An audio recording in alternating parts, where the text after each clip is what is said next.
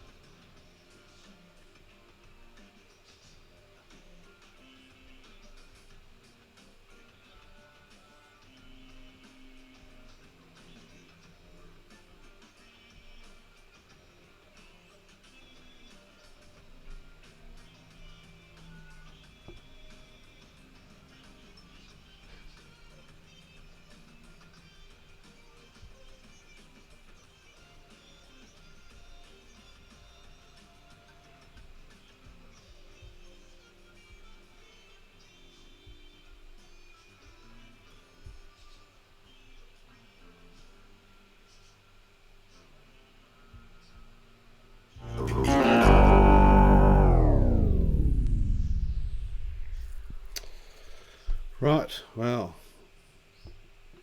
let's move across, shall we?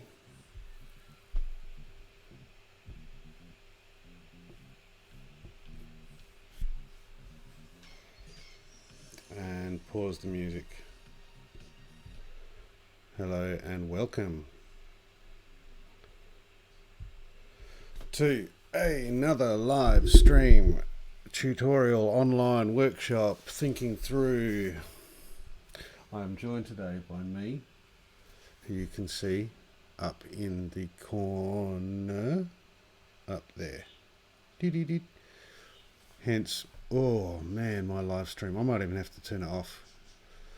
My system is overloading. So I've got lots of things on here today to show you. Let's just move this, shall we?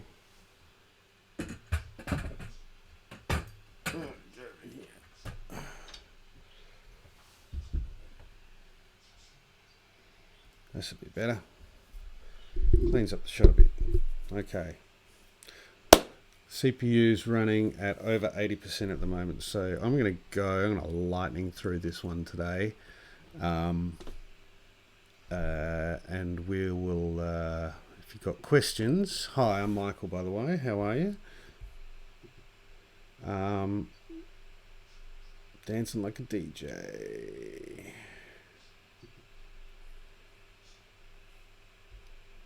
Okay, why isn't that one up?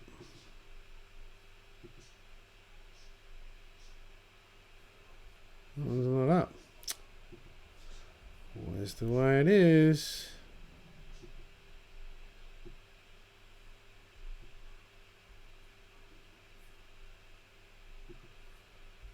Don't know why it's not there. There we go. So I'm going to rattle through today because I've got lots to show you and I've overloaded my system. As always, if you would like to talk to me, please do using the Twitter hashtag handle webtheatre. That's theatre with an RE for my American friends. Theatre with an RE, not ER. Yeah, so come and join me, talk online. What we're going to do this week, I'm going to get stuck straight into it. Now, last week, forgive me while I dance like a DJ. This is why I put this screen up here today. because I am live streaming, I'm also feeding in through my phone camera. Hello. Back through the loop, which is part of what I want to talk today about, which is lots of overlaying layers. Web theatre, performing narrative online, the biggest game changer that is going to be for theatre makers, conventional theatre makers, is getting around this concept of the fourth wall. Now, the fourth wall is that magical line that exists between performers and audience. It's as if the audience is looking through a wall that isn't there. It's a concept that's used in film. It's a concept in film and television. It would be crossing the line, again, which the line represents that fourth wall perspective. Very important when it comes to editing in film, that you make sure complementary shots talk to one another and it doesn't look like the actors are talking across themselves. So it is a function, it's the sort of taken for granted function of conventional theatre narrative, that there is a fourth wall there, and everything is physically presented to that fourth wall. So when you learn basic stagecraft as an actor, you learn to stand on what they call a 45-degree angle, which means that you're kind of facing the person you're speaking to, but you're kind of facing the audience as well. You have a profile view. You generally don't see people talk like this, or they're back to the audience, or that sort of stuff, although those conventions are there, obviously. But we are breaking the convention of the fourth wall when we do that. So this fourth wall thing is really, really important. And it was the crucial moment in performing online that I felt I needed to change. Let's just get rid of... I don't know why that's shot. It's annoying me. That's what it's doing. It's annoying me that it's not there. So let's see if I can put it back. I want that one. That one, I think. No, that wasn't it. It is, means it must be that one. No, not going to work today. Okay. Not working today. Right, so... Again, apologies if I cut in and out. I'm really overloading my system today to try and show you this stuff. So we're back to this idea of the fourth wall. Okay, so it's really fundamental, and it's a line. It's that invisible voyeuristic line that is the fundamental thing that's caused by the spatial relationships of performer and audience. Right, so last week we talked about just get over there for you. Last week we talked about the nature of physical spaces of theatre, and how the physical spaces divide and separate people into specific spaces, and when they are divided into those spaces, they take on certain amount of they perform a role.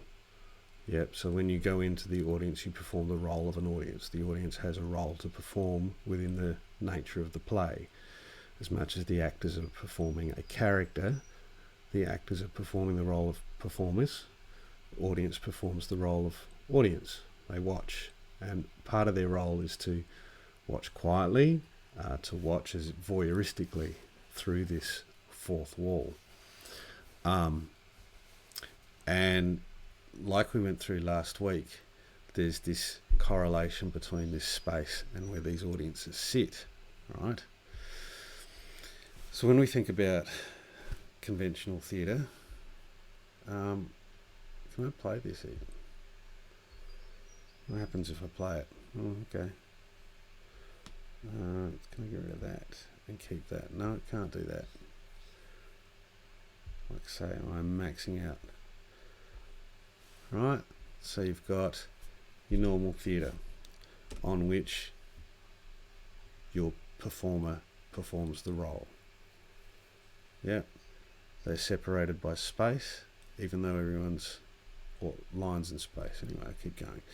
So we can see how naturally this correlates to the idea of watching something on a computer screen. In fact, the computer screen, I like this image because the computer screen kind of replicates that theatrical setting.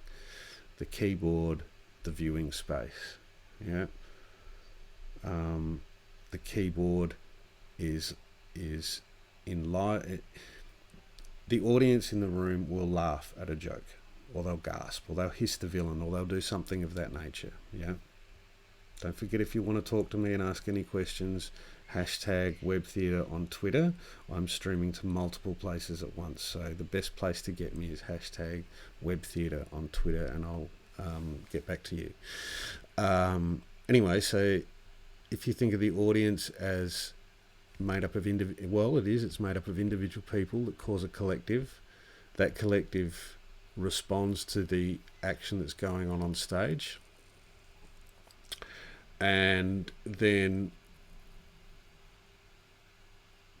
if you think of the keyboard, and there's that correlation, that metaphor correlation of the keyboard being the audience. The keyboard is made up of individual keys. Collectively, those keys, when inputted, create a comment, or create a sentence or a paragraph. They create feedback to the thing that is being viewed. Yeah.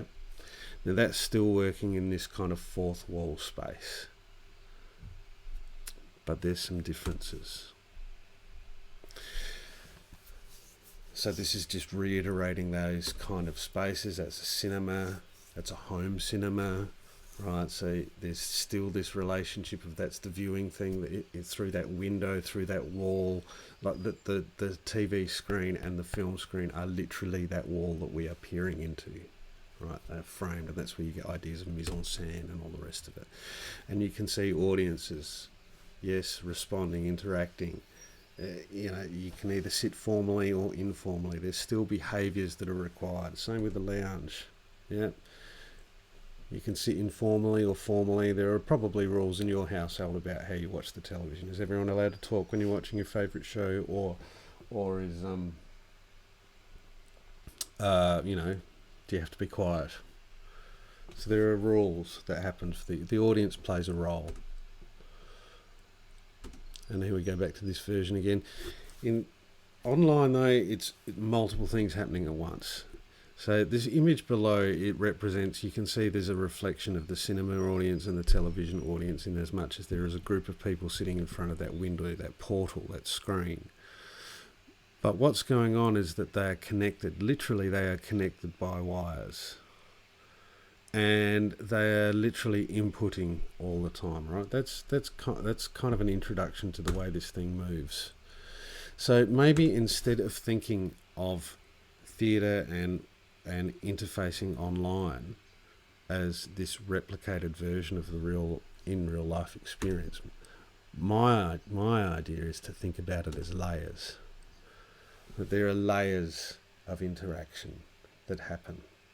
Now that's different from an audience to stage perspective. Yeah. Now we're talking about layering it on top of one another. And also we're inverting it for the purposes of this. So let me go through it. So we have the audience, we have the performer down here. The performer down here projecting their performance, like I am sitting in my studio. As you can see, I'm sitting in my studio. I am the actor sitting here. Yep. I'm performing on my stage. My stage is the screen, the little camera, or the camera here. Yep. Yeah. That's my camera. That's my stage. That's my little portal that I'm looking through. Yep. And you're receiving it at the other end via a computer screen. And it's almost as though you're looking, if you can imagine then, that you're looking through those layers. And if you imagine that those layers represent filters of activity that happen between the performance and the person viewing it. There are layers that happen. Yeah. Camera, software, internet, social media platform that you're using, and then the device that you're using, and then you. There are layers that go through. There are layers of distance between us. It's not a spatial thing, it's a layered thing. It's a very important concept to get, you can probably see. So we get this concept, this layered concept. Down here,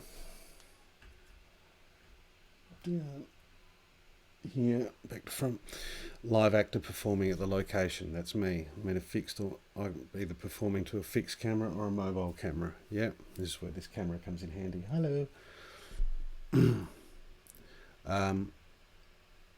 The conventional live performance.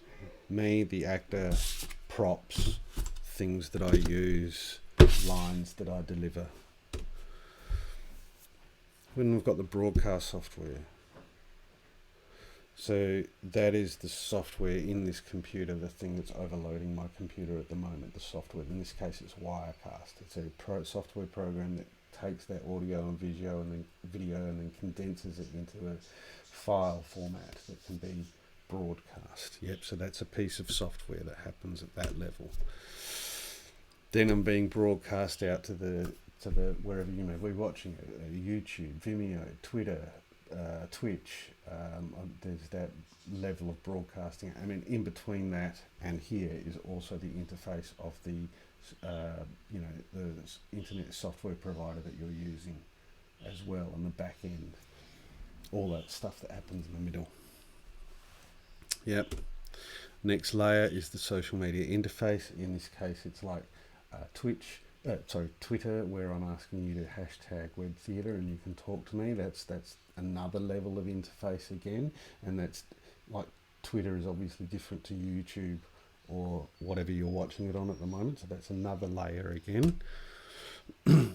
And then finally we get to you, the audience member who is watching it at the other end. Yep.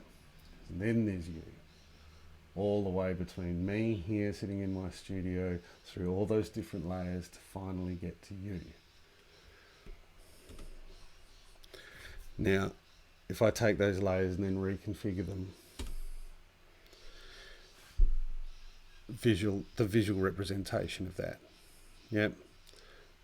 This is the stage area where we're performing. This is the technology, the microphone, the computer, the software technology that's capturing that stuff. Then there's the level of the YouTube, or in this case it's a YouTube channel or a Vimeo channel or a Twitch channel or whatever channel it happens to be on. That there's that level. Then there's another level, in this case it's in this picture is Instagram, but like I said, it could be Twitter, which is where we're talking through. And then there's the performance that you see at the other end. Yep. So instead of a fourth wall, an invisible line that is simply a two-dimensional kind of, I'm on this side or I'm on that side of the wall. What we have to think about it now is looking through lenses. Like, so when you get if you work in theatre and you're working with lighting, you use gels. You have a white light, you put a blue gel in it, you get a blue light. And then if you think of these layers like those gels, the layer upon layer upon layer, so that the end product is different to the light source that's coming. Being provided. Now that creates, this is a little mud map of the Lunch with Jenna set. So that creates a different kind of physical arrangement of space. Yeah, so yes, we have an audience. We had a live audience sitting here on couches. We had a performing space here. But rather than an invisible fourth wall between which there was no interaction, there was an absolute crossover and interaction, in that this was, and I say this is the primary performing space. Audiences weren't generally allowed in here, although they were invited up.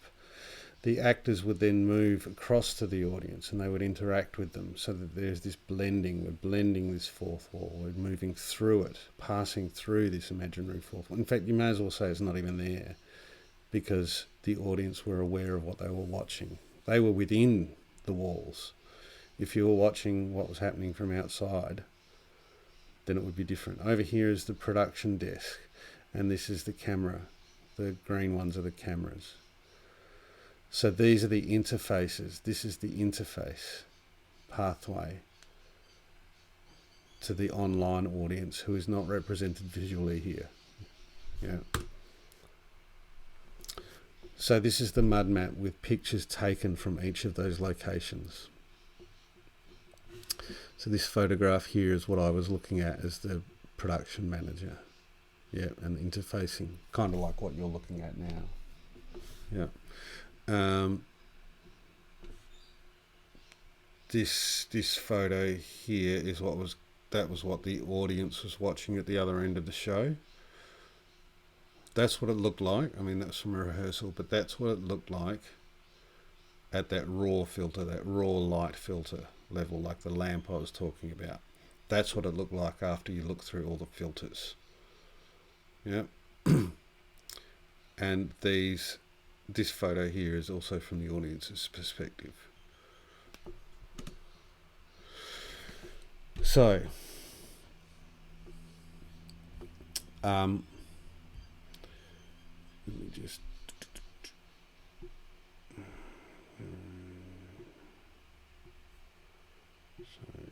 got to refresh this.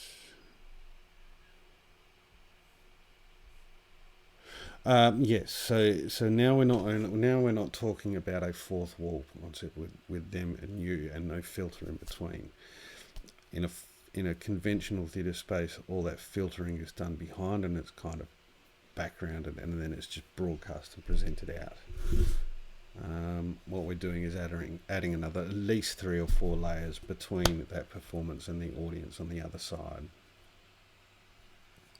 which is a very different way of thinking about space. So in order for you to present dramatic narrative in an online environment, you have to be thinking of your stage as these levels of filters between the actor and the audience, and acknowledging that those filters, even though they exist between you, are transparent in that you can move through them. Like I am moving through those layers to talk directly to you. If you chose to tweet me, you would be moving back through those layers from the other side to reach me and have contact with me.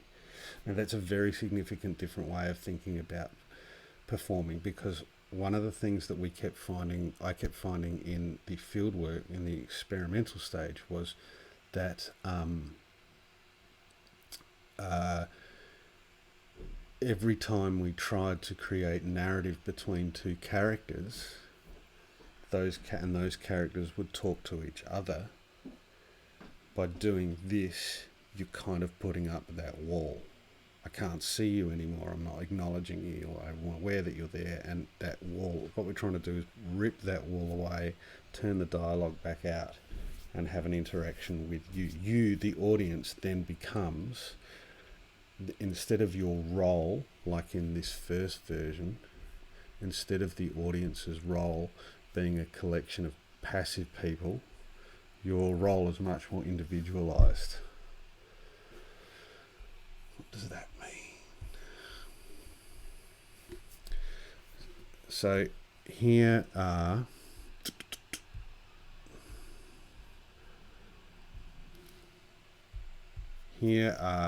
a whole lot of, this is just random images off of Google about how we look at it, about how we look at our viewing, right? Even the concept or the idea that you use a remote means that there's an individual ability to connect.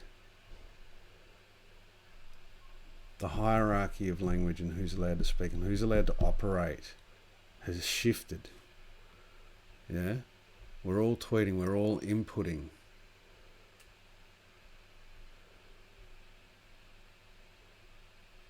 In fact, these things exist based on our ability to input, our level of ability to input into the system that we're watching. Yeah?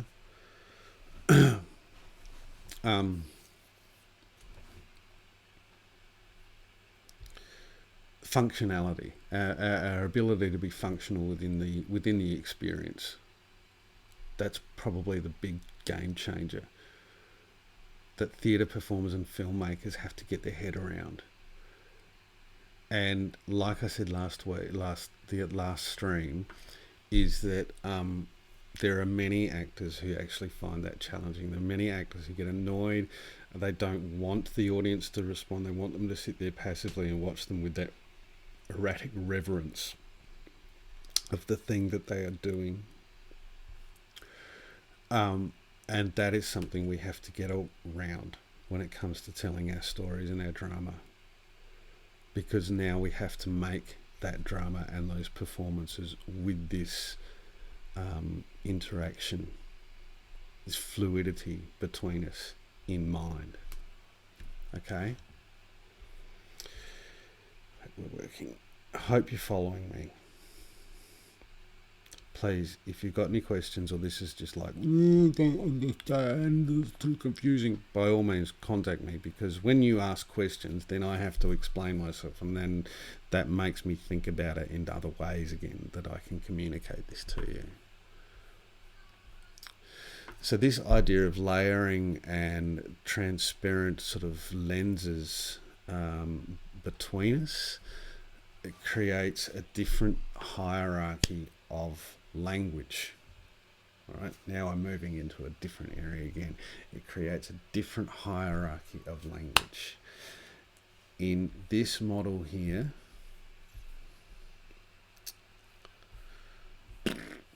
hang on. In this model here, right, as I've discussed before, that there is a hierarchy of language. The performers are allowed to speak and the audience is not. We each have our role, right? Audiences are allowed to speak or applaud at certain times. They have that power given back to them. That's what the curtain call's about. When we think about, now there is a hierarchy of language that goes on. There is also a hierarchy of language that happens when we think of these layers, although it looks slightly different. Now these are just images of sitemaps for websites, all right? I wanted to use this as a really easy example, one that you can probably relate to, about how there is a hierarchy and there's an order of what content goes in what area. So online store, in this case it's online store, on demand, renew, office locations, Twitter, partners, software. There's a hierarchy. You can see that there's about us is the most important thing. Then contact us is the second most important thing. And subscribe to our newsletter, company deals. Like, these things are important, but in the scale and then in the order of things, in the order with which you find them. Oh, sorry. Fart. There we go. Sorry. Let's try that. So we've got about us, contact us, subscribe, people, software partners, support, knowledge base. But like, there is a hierarchy of an order that goes through. You start here and then you move down and down and down and down through the levels until you get to the more intimate or intricate details of the site that you're looking at. There are different ways to reconfigure these or reimagine these, but there is still, you can see here, still a hierarchy. Green is more of a has a more dominant feature than the red ones. Yeah. There are other versions. Here's another one, a classic tree version. So even though we're talking about the levels of layers, there's still a level, there's an order. Yep, I can't skip from here to you without going through the layers that I mentioned before. I have to have this, I have to have my broadcast software. To have the microphone and all the rest of it and the broadcast software. I have to have a site, and it needs to go in that order in order to get out to you. Likewise, you have to talk to me back through that same order, right? Now that's what we call hierarchy. Okay. Now that's something we still recognise as theatre makers. There is an order to building and constructing something. What have I got here? Scripting, coding. Yep. So yet another example of how coding, particularly in an online software computer-driven network, relies on this hierarchy in order for functionality to exist. Yeah. And particularly when it comes to code, like, when you type in an HTML code on a website, like a function here, right? When you look at a website, it gets translated into something that's readable, like a sentence or a phrase or a button. That gets translated. Work with me here.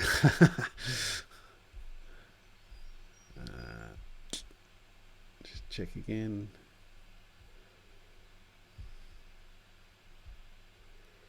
Okay.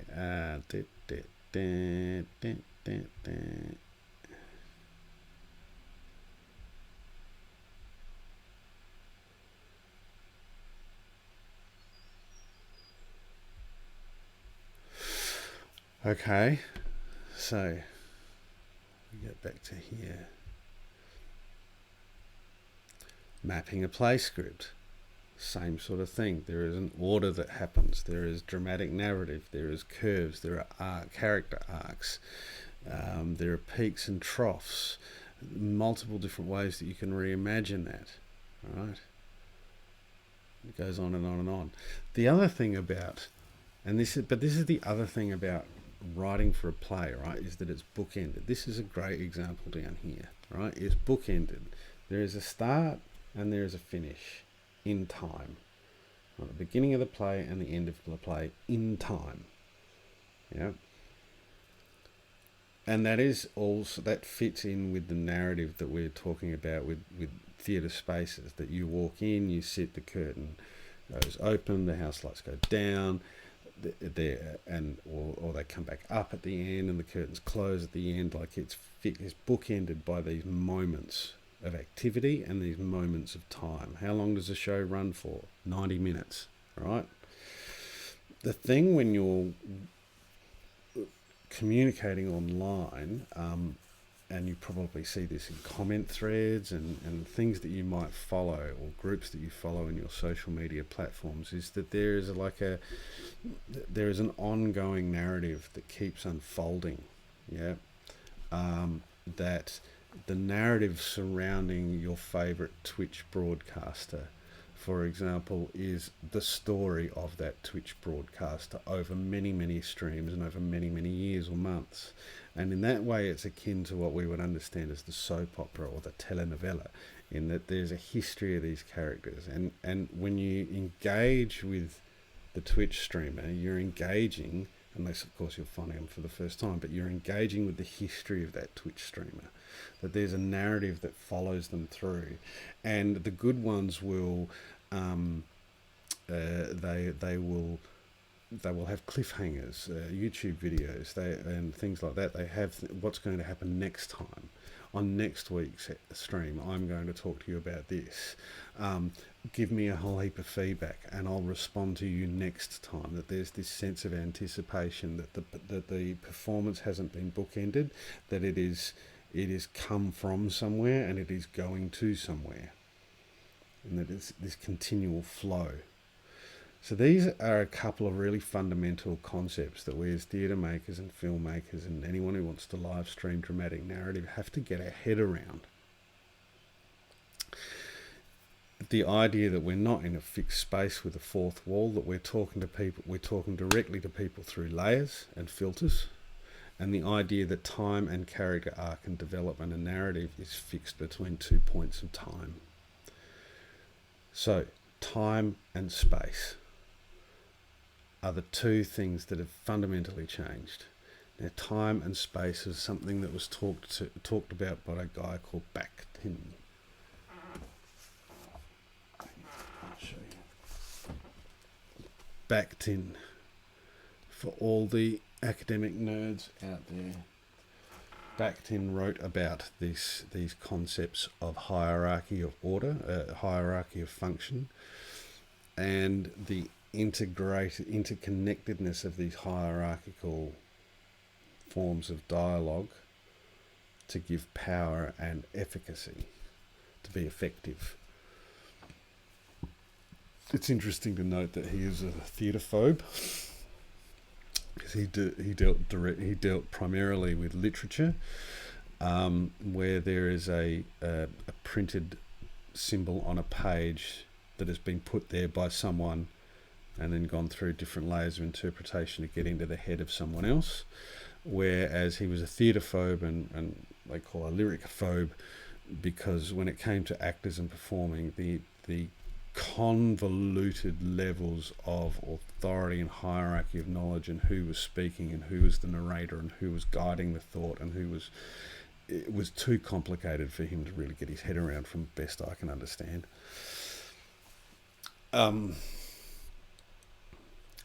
But it is something that I've been working on. What have I got here? More structures. Okay, these are structures of how to actually put on a play.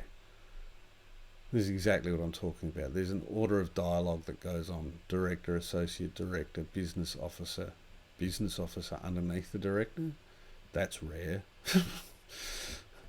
Communications and events graduate. That each person within this sort of circle or box has a finite set of tools and languages and authority that they can use to communicate with other nodes of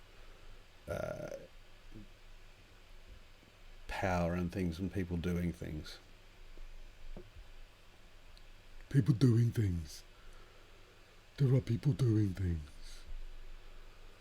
Oh dear, people doing things. Sorry, faffing around here. Faffing around. Yeah, I'm faffing around. Do do do do do do do. Do do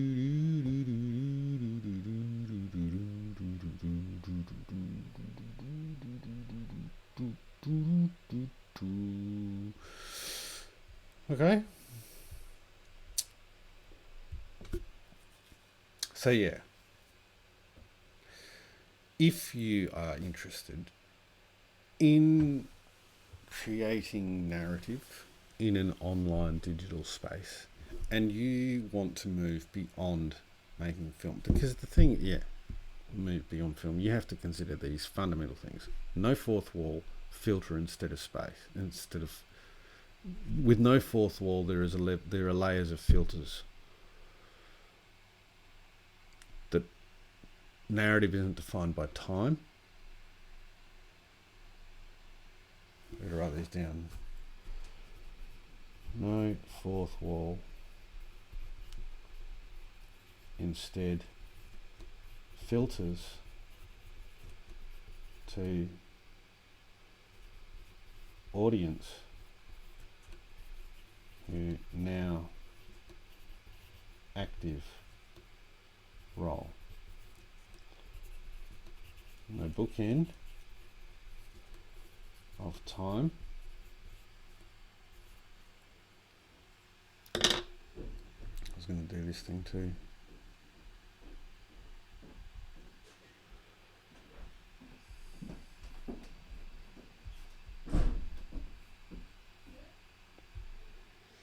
Right. So where you've got your actors and your directors, like in that previous diagram I showed you, all that work happens behind the stage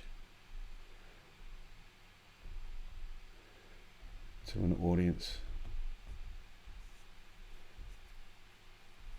who have roles. Yep.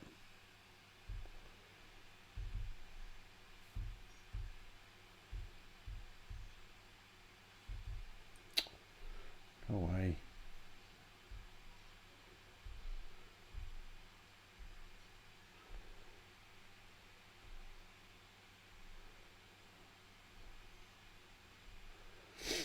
Instead, now you have actor, tech.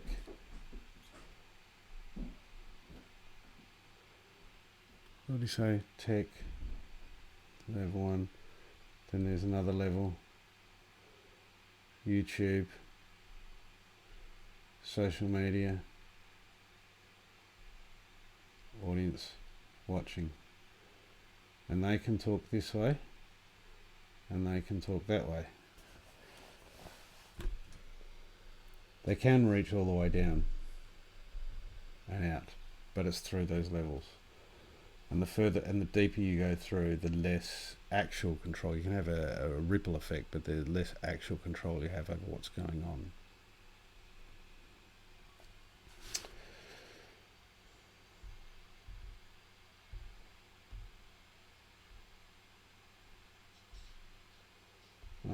Do it that way. So there is no fourth wall. That's like the audience here. No, that's not right. Here. Actors here. An invisible fourth wall.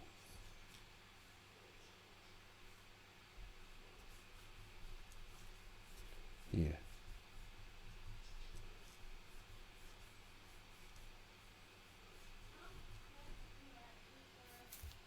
Yeah.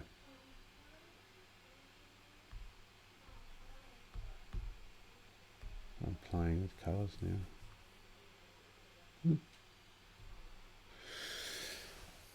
That's cool. Can draw for you.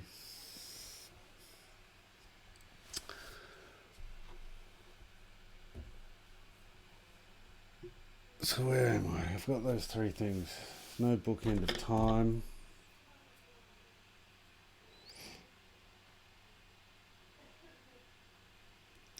They're probably the two biggest differences. The other thing that changes, right, is because you've got an audience out there, you for example, who can comment and influence and reach back through those filters to me with a comment, right?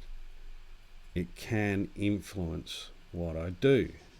In fact, this gets back to that level of agency that you have in modern entertainment, where your level of functionality in some way determines the experience, whether that's a remote control changing channels or whether it's you tweeting directly back to me. There is an expectation that in this particular medium that you are able to feed back through those filters and reach through those filters of time and space to actually connect and influence what's going on here. If you were to ask me a question, I would answer it.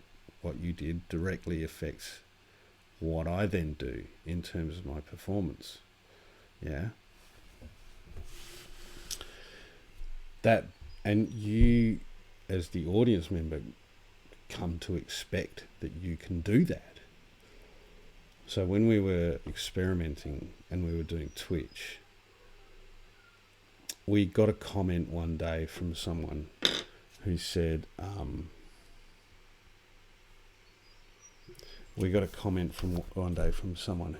why aren't you talking back to us? That's what this format is all about. So there was this expectation that we would be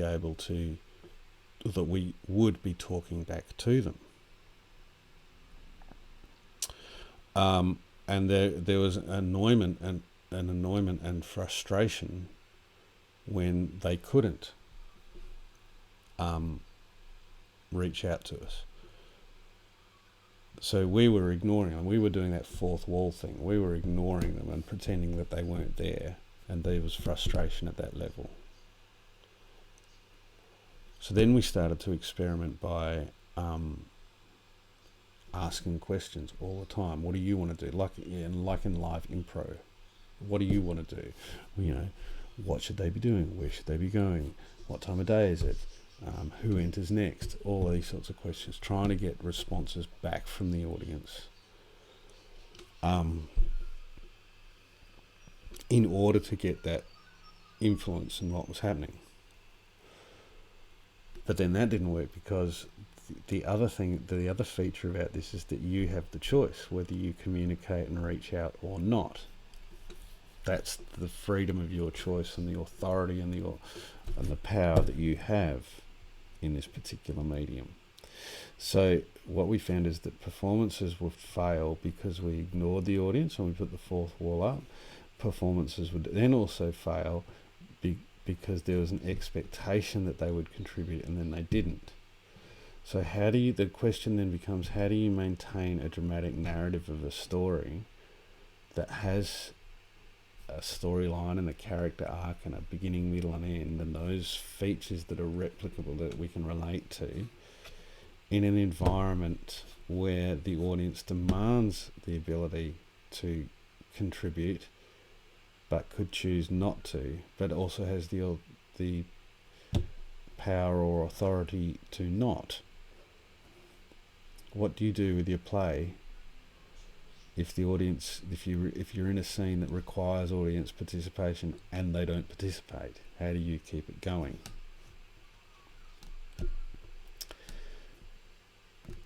That's probably another live stream episode, that one. I would suggest. Look, live on, can you see that? That's my Twitter page.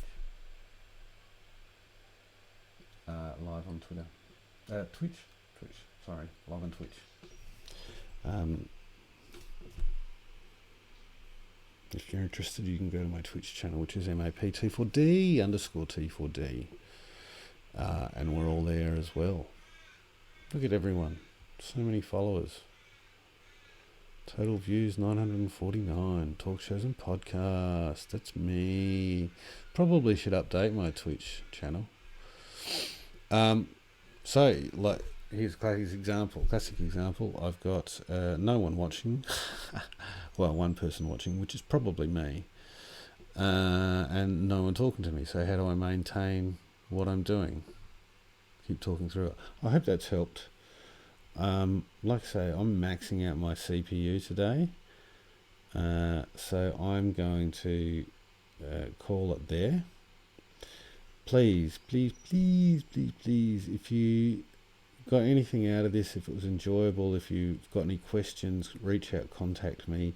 You can get me at the YouTube channel or whatever medium you're watching. You can reach back through the filters and talk to me.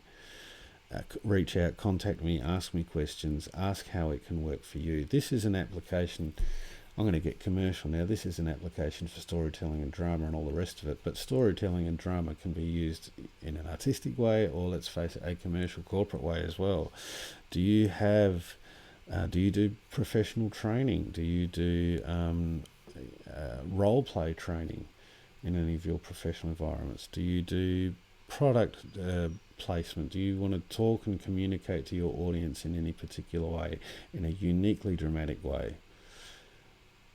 And you've wondered how to do it, instead of just thinking about these platforms as broadcasting out to the world, broadcast, which maintains that wall. Think of it as layers and filters through which you can walk through. And if you still want to know more, then reach out and contact me. If you like what you see and you want to support me, then please do go to my Patreon page, which is patreon.com/MAPT4D. I believe it's scrolling down underneath where I'm talking from at the moment.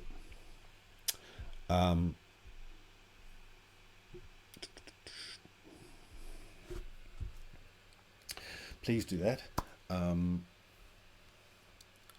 I've got more stuff I want to talk through and work through with you on this. It's good for me to do it because I'm in the process of writing up my thesis at the moment, and these are some of the big concepts and ideas that I've been working through and trying to consolidate. So this is a really good platform to sit and jam and talk about these ideas, how they can be useful, how they're used, and how we can understand them. Also got a few ideas for new plays and scripts that are coming soon, although, one thing at a time. Got plenty to work on. You can go to my Vimeo channel, you can go to my LinkedIn site, you can go to my website. I've got Twitch, Twitter, Instagram, all the things. Reach out and contact me. Reach through the lenses and the filters and contact me. Let's have a conversation. Look, I really enjoyed today. I thought it was fun. I might even come back to this one and revisit it sometime, because it's a really big fundamental. This is the big fundamental shift of the new genre of performing live plays online. Having to understand our spatial environment, our stage, our online stage looks very different to a real life stage, and we have to get our heads around that. Okay, love you long time. I'm going to put the credits up, play some music, go and have a coffee before I move on to the next thing.